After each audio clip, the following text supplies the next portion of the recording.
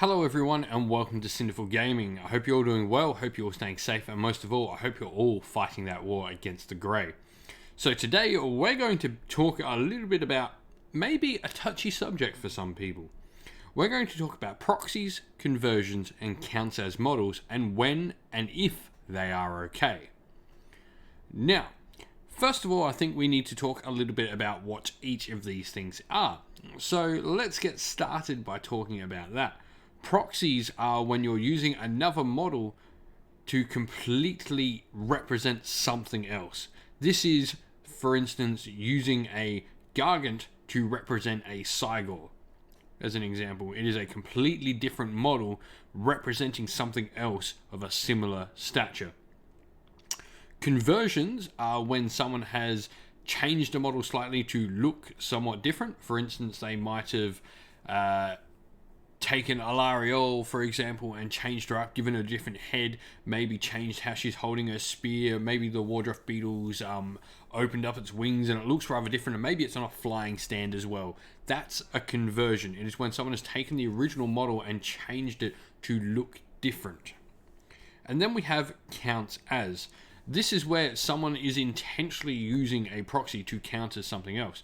However, they've at least, by my description of what counts as is they've at least made an effort to grab a model that is from maybe a different range or a different company that is similar to count as that thing. Or, in another instance, they have maybe taken something sort of different to represent other things. So maybe, for instance, they've taken some elves with handguns to represent and count as handgunners.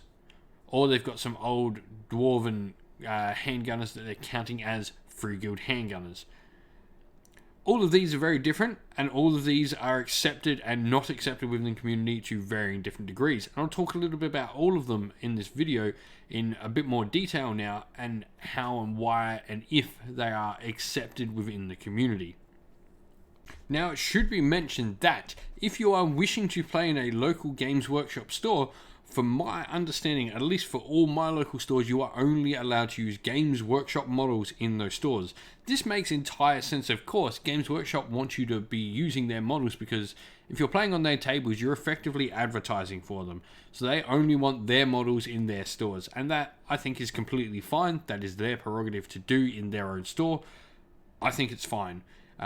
I know people can potentially get annoyed by this, but for me, I think this is a fine thing. If the company want you to use their miniatures in their store, I think that's fine. You don't go into a restaurant and start eating your Wendy's that you bought down the block. So I think this is fine for me. So let's start by talking about proxies. Proxies are when you are literally using something entirely different to represent a model on the table, and the only similarity may be the base size, and even then, that may not be the case. I've got a cool picture up here of some croissants being used as, it's been 3D imaged, croissants on stands to be used as Necron Doom size in Warhammer 40,000, but this is literally what a proxy is. This is as far different as you can go. I mean, it serves the purpose of the proxy. Now, I'm going to talk a bit about the positives of proxying. So, what proxying can do is it can allow you to test a model out before you actually go and buy this. Now, the differences with this is maybe you're only going to want to do this with your close friends. And maybe you could even do this at your games club. Like, if you're trying something out before you buy it, I mean, these models are expensive, and I have no problem with people using proxies to try something out before they buy it. I think this is a completely valid method of seeing if you really want that army. I mean, and I've played against people and my friends when we're trying entirely new armies using completely different models. I have no issues at all in those sort of situations for proxies to be a thing. However, proxies are definitely not a thing that is accepted for the large majority of people in a more competitive setting, or even, I guess, in a lot of communities as well. Just in general, you don't use proxies outside of your own sort of home. If you're going to a games club, for a lot of the time, especially if your games club is involved in a store, you use the actual models. Mainly because, once again, like I've talked about in Games Workshop, you're trying to entice people to play your game, and you go, and it's not really that realistic to someone new coming and looking at your army to go, oh, this is actually this Stonehorn here is actually a free guild general on Griffin. It doesn't. It sort of breaks the idea of what Warhammer is about to that new person getting into the game. And obviously, tournaments just flat out do not allow. It is not okay, in my mind, to use proxies at a tournament. I have no want to see that in tournaments myself, and I think I'm with the large majority of people here where proxies are not okay in tournaments. Like, you use the actual models or something else that is acceptable, but definitely not proxies. You don't bring Gargants to a tournament to count as your Gorgons. Next, we're going to talk about conversions. So conversions are generally something that's a lot more favorable in the wider community, especially more accepted at events than proxies, which are definitely not accepted, as we've established. So conversions can come in a variety of different ways. I think you can either have someone who's changed how their model looks by reposing it, or doing some head swaps or weapon swaps and stuff like that. Or you can have something where people have made another model into a somewhat replica of the actual model, whether this be to maybe cheapen the cost or maybe because that model's really hard to attain. There's definitely a lot of situations where this applies.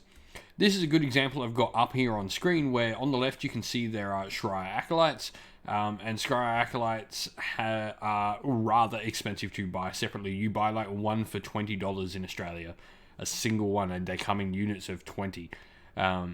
While you can see on the right here, someone has converted the Skaven Blood Bowl team into Scry Acolytes. You can see the effort made here, and generally this is the important part I think a lot of people think of when using conversions. If you're going to convert something into another model, you need to make it look like it. And for me, I think this is just the key part of conversions. It needs to clearly establish what it is. I look at these Skaven Blood Bowl minis, and they've been converted well into these Scry Acolytes. They've got the gas masks like the ones in the thing. They've got their globes that they throw. They've also got the cool little backpack. They've used a lot of models here to really try and make these models look like Scry Acolytes. This, to me, an effort and, I guess, accurate depiction of the models you're trying to convert into is very important in this instance. Generally, when people convert other models just to repose them and stuff, no one will ever bat an eye at that, but this is the most important type of conversion you need to make sure you get right, I think, to be accepted in the wider community. It's just making sure you're getting your models to look and feel like the models they are, and obviously base size matters and all that sort of stuff in both games for Warhammer.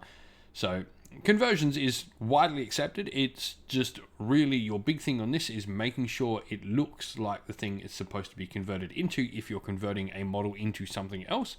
And generally reposing and head swaps and all that sort of basic sort of conversion stuff, or kit bashing as some people might call it, is generally accepted and fine no matter what.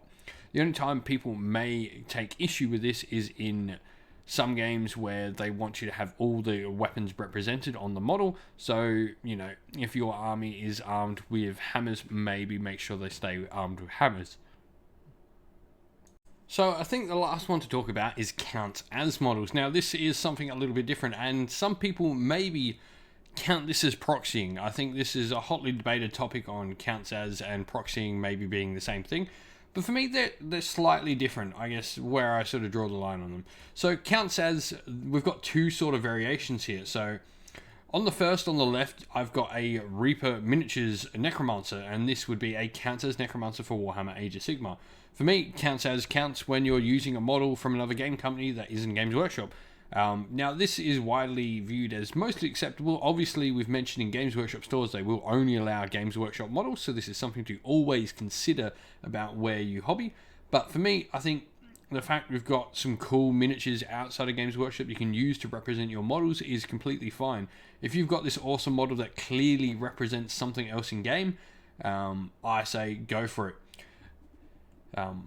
And the other thing we've got over here is using a Games Workshop out-of-production miniatures to represent something else. For me, this is a big thing in Cities of Sigmar and even Lumineth Realm Lords currently as well, where you've got people with old armies for Cities of Sigmar, people with dwarf armies where a lot of their stuff was discontinued and the generic sort of troops are all taken up by Free Guild now.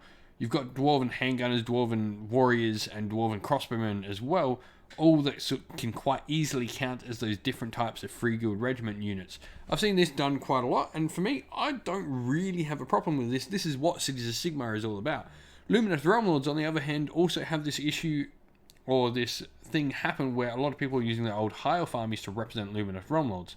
Now, I've had this discussion with some people in my local community, and it's all a matter of making sure the representations are correct. While a lot of people are fine with, say, High Elf Spearmen being Venari, Oral, and Warden, so long as they're mounted on the correct base, they maybe weren't as fine with White Lions representing the Alarith Temple Stone Guard units. And maybe that's because of the different weapons. So maybe it's a weapon swap there that needs to happen to make sure they get correct representations. This is a debated topic. Like, I'm not going to lie that these are my own views on what's accepted. This is a hotly debated topic, especially count sales and proxying. Where does that line get drawn between the two?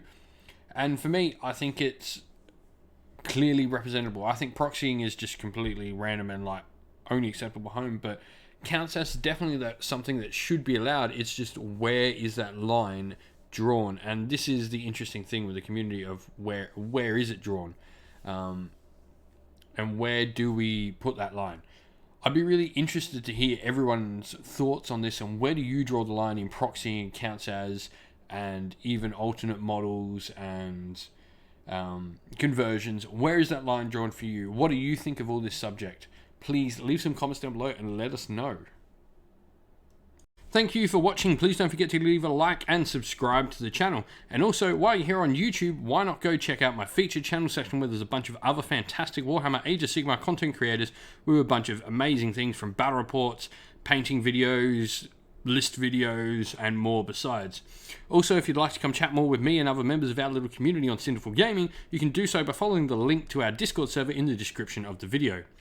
Lastly, we'd like to give a shout out to everyone who helps support the channel via Patreon or YouTube members. Thank you to James, AJC, JC, Christian Weir, Philip Ward, Soren, Kenny Lowell, Alder and Shot First, Cowspawn, James Crowder, and Andrew Jarvis. Thank you all for supporting the channel. And if you'd like to help support the channel like they do, you can do so by following the links in the description again to either Patreon or YouTube members. Thank you all for watching though. Stay safe, stay well, and most of all, keep fighting that war against the Grey. Ciao for now.